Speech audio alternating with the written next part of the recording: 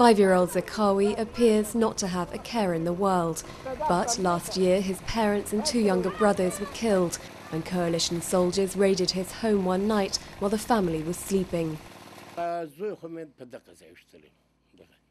They shot dead my son right here, which left this big hole in his back.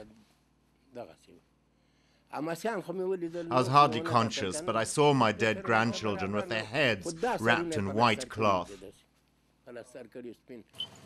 For him, it was a case of soldiers acting on false reports that linked his household to insurgents. I would take revenge on the foreign troops. Unfortunately, I have no power. I cannot do anything. His story is a reminder of the heavy human cost of the ongoing conflict and the difficulties faced by international forces who are trying to keep civilian deaths down. Our job is not easy. It is very important for us to protect the people, to avoid civilian casualties, and we will carry on with all the means and measures and activities, with all the improvements in techniques and procedures, aiming at an even further decrease in the number of civilian casualties. Despite their efforts, the numbers are on the rise. A UN study says 1,200 civilians died in the first half of 2010, up by a quarter from the previous year.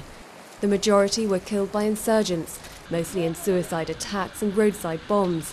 But some say the bloodshed is working to the militants' advantage.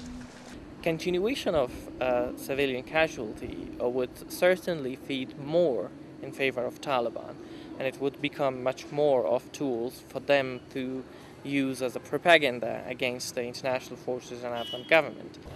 The insurgency is now in its 10th year, and there is still no clear end in sight.